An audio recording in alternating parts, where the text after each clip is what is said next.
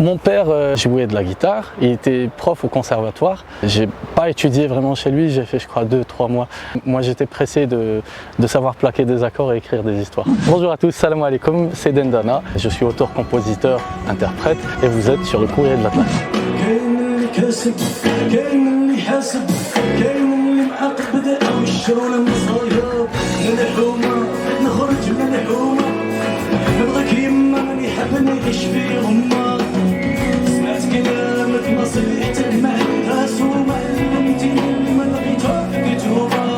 J'ai été bercé dans la musique à travers mes parents. Il y avait des instruments, il y avait des guitares, il y avait des pianos à la maison. Il y a eu un déclic dans ma vie, c'était le Festival panafricain en 2008 à Alger. J'ai assisté à une série de concerts à ce moment-là, donc j'avais vu Salif Keita, j'avais vu Youssou N'Dour, j'avais vu plein d'autres groupes de musique. Et c'est à ce moment-là que j'ai eu ce déclic où cette idée est venue me dire tiens, peut-être que c'est ça que j'ai envie de faire dans ma vie. J'étais en Algérie, mais à la maison, on écoutait beaucoup de chansons françaises, Aznavour, Brel, Brassens, Maxime Le Forestier, dont je suis très fan, du blues, du jazz, de la funk.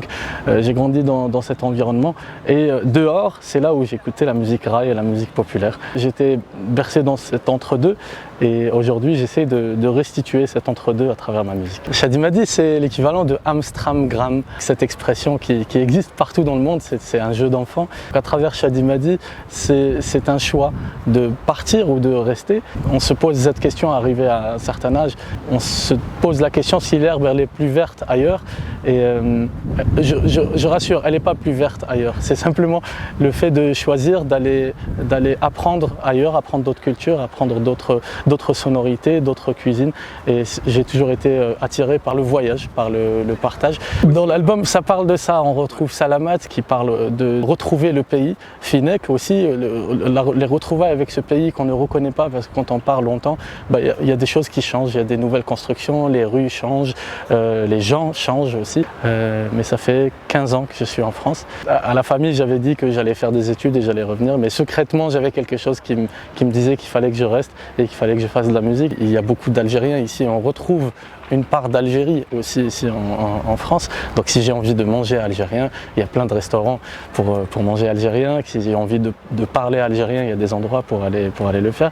Après, c'est vrai qu'en vivant ici, quand on revient là-bas, on a envie de participer à un changement, de participer à une évolution et de participer à ce pont culturel qui est entre les deux pays. Mon ami Labas, on n'a jamais joué ensemble, c'est la première fois qu'on se retrouve sur une scène et donc c'est grâce au Cabaret Sauvage. Donc on est très content de participer. C'est un beau festival qui est plein de couleurs et pour moi, ça représente vraiment la diversité, la force actuelle de la France en fait.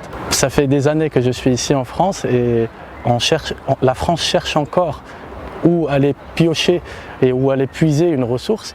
Ils ont fait tout le tour, mais sauf la question de la diversité qui est une vraie puissance en fait ici en France, parce qu'il y a plein de langues, il y a plein de cultures, il y a plein de couleurs, et pour moi la France actuelle c'est celle-ci, c'est la France arc-en-ciel, c'est la France qui pourrait rayonner dans le monde.